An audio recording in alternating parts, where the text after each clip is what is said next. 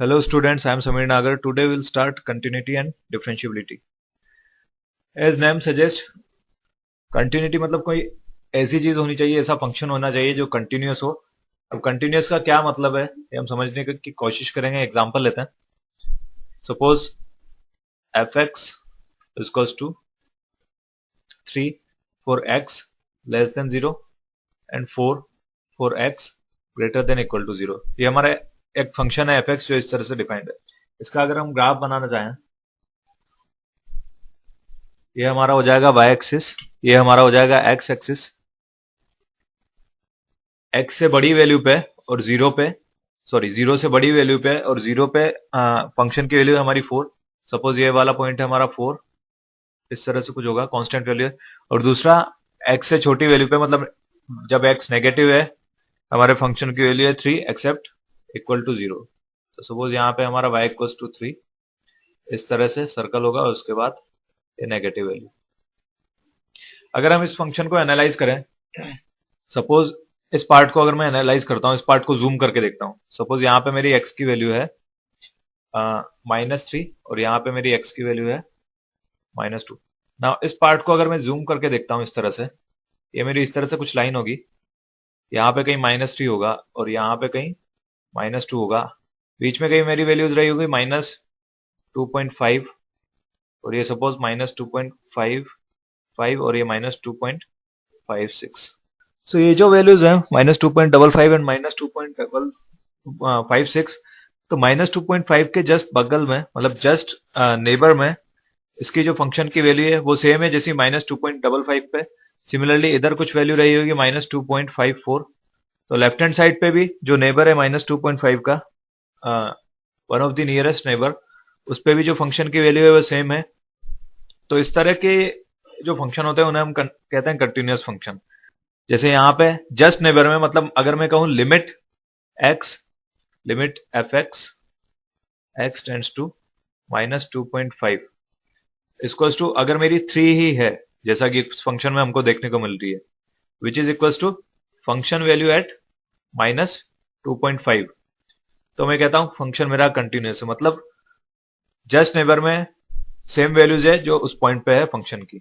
But अगर हम इस फंक्शन को ध्यान से देखें तो ये जो पॉइंट है एक्स इक्वल्स टू 0, 0 के अगर लेफ्ट से मैं देखूं, मेरी वैल्यू अप्रोच कर रही है 3 को। 0 पे वैल्यू देखूं एग्जैक्ट, तो मेरी वैल्यू होगी 4 और 0 के राइट में मेरी वैल्यू हो जा रही है 4।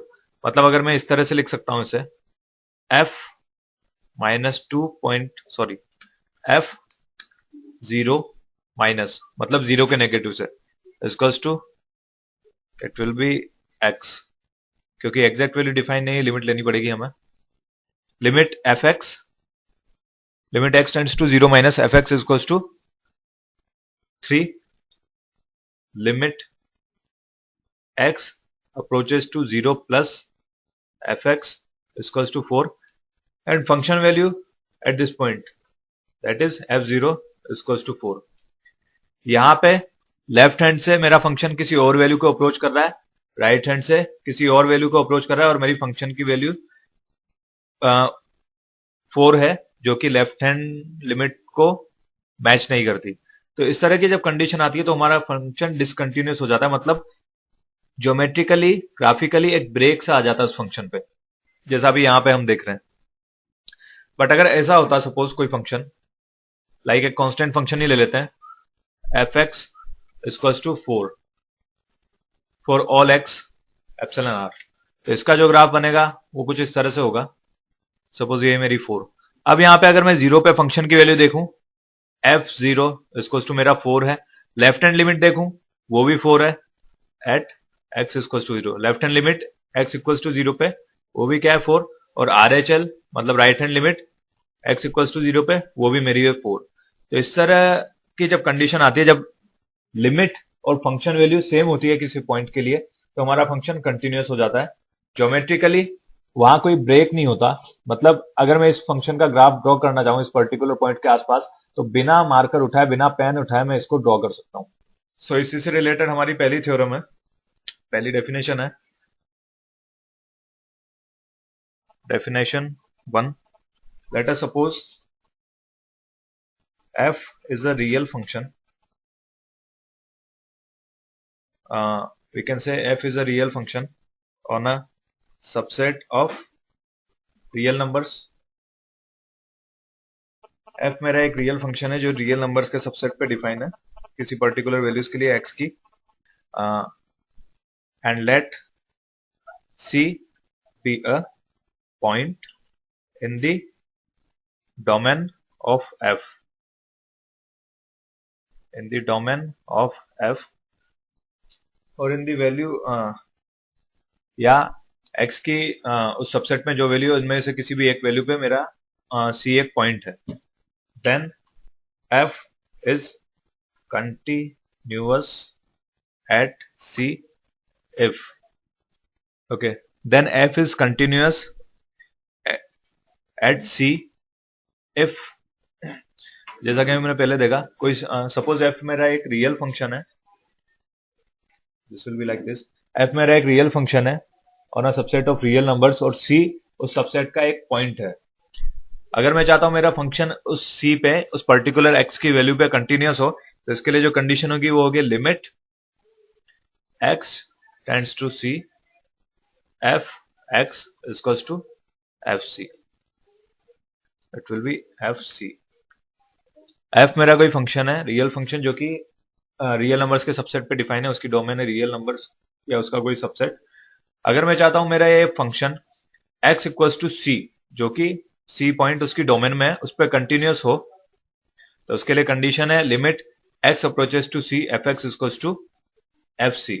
मतलब c पॉइंट पे जो फंक्शन की लिमिट अप्रोच कर रही है वो वैल्यू, फंक्शन की वैल्यू पॉइंट c पे होनी चाहिए, उसके इक्वल होनी चाहिए।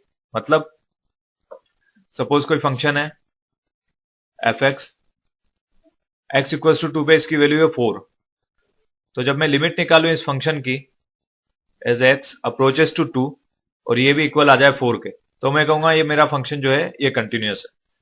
और ज्योमेट्रिकली हम देख सकते हैं इस पर्टिकुलर पॉइंट पे, मतलब x इक्वल्स टू 2 पॉइंट पे उस फंक्शन के ग्राफ में कोई ब्रेक नहीं होना चाहिए। इस तरह से अगर हमारा फंक्शन है, सपोज ये x इक्वल्स टू 2 है, तो इस पॉइंट पे ये ग्राफ में ब्रेक नहीं होना चाहिए। मतलब मैं इस पॉइंट के जस्ट नेबर में बिना पेन उठाए, बिना मार्कर उठाए इस फंक्शन के ग्राफ को बना सकूं।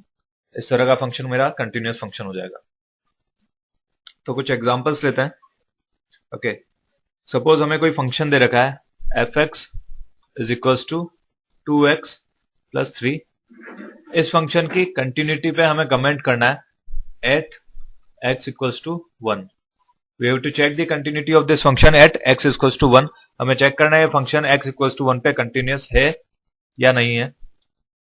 तो हमें देखना पड़ेगा कि x इक्वल्स टू 1 पे फंक्शन की वैल्यू क्या है, ठीक है। दूसरा, x जब 1 को अप्रोच कर रहा है तो फंक्शन की वैल्यू कहां को अप्रोच करनी है, मतलब हमें लिमिट निकालनी पड़ेगी फंक्शन की x अप्रोचेस टू 1 पे। अगर वो दोनों वैल्यू सेम हो जाती है तो हम कहेंगे फंक्शन कंटिन्यूअस है, अगर वो दोनों वैल्यू अलग हो जाती है तो हम कहेंगे फंक्शन कंटिन्यूअस नहीं है। तो अगर हम यहाँ पे f1 मतलब फंक्शन की वैल्यू देखें x इक्वल्स टू 1 पे, तो वो मेरे पास आ जाएगी 5। नेक्स्ट, अगर हम लिमिट देखें x इक्वल्स टू 1 पे, मतलब as x approaches to 1 function will approach to, सीधे ऐसे यहाँ पे दिखता है कि इस फंक्शन की LHL और RHL इक्वल होगी at x equals to 1, which will be equal to 2 into 1 plus 3 that is equals to 5।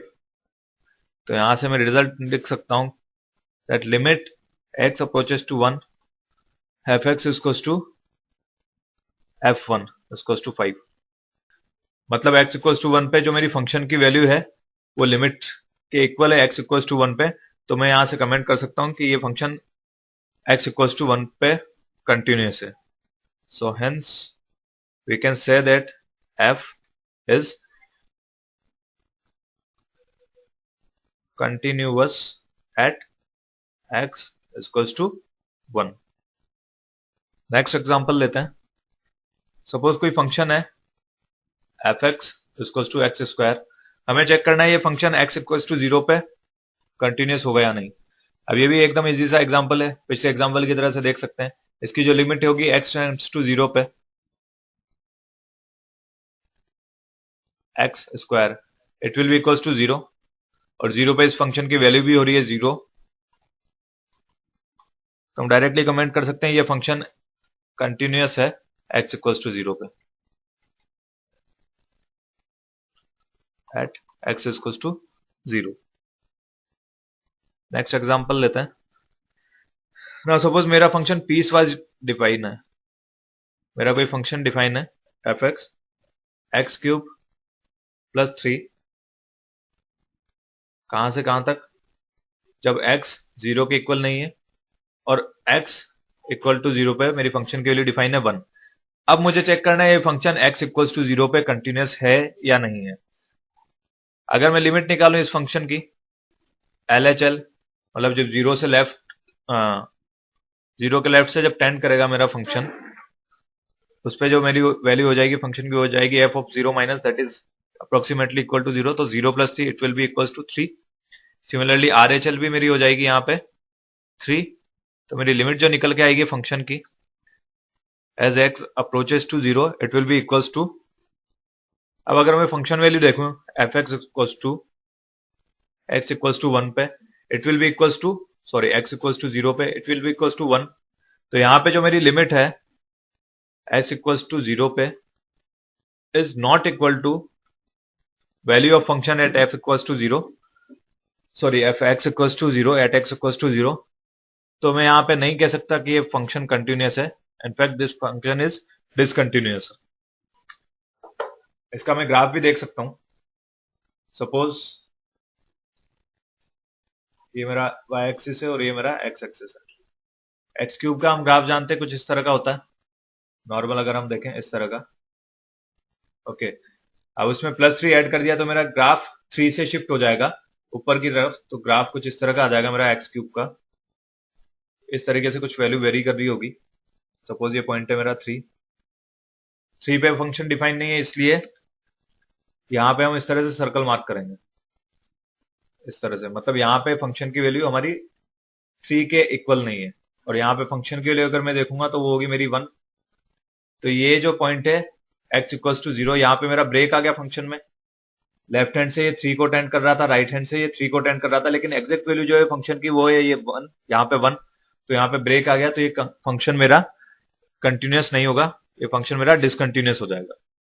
अगर मैं चाहता हूं ये फंक्शन मेरा कंटिन्यूअस हो, सपोज अगर मुझे दिया होता कि फंक्शन की वैल्यू x इक्वल्स टू 0 पे 1 की जगह 3 है, तो ये मेरा फंक्शन कंटिन्यूअस हो जाता, क्योंकि उस केस में लेफ्ट हैंड लिमिट भी 3 को टेंड कर रही थी, राइट हैंड लिमिट भी 3 को टेंड कर रही थी, मतलब overall limit x equal to 0 पे 3 को अप्रोच कर रही है, और फंक्शन की वैल्यू मेरी x इक्वल्स टू 0 पे वो भी 3 है। तो यहां से मैं कह सकता हूं कि ये जो फंक्शन है कंटिन्यूअस है एट x इक्वल्स टू 0।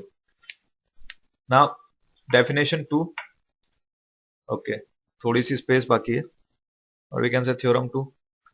अभी हमने देखा जैसे ये फंक्शन था एक्स क्यूब प्लस 3, एक रियल फंक्शन था, तो हम ये कब डिफाइन करेंगे कि फंक्शन एवरी पॉइंट पे कंटिन्यूअस है या नहीं।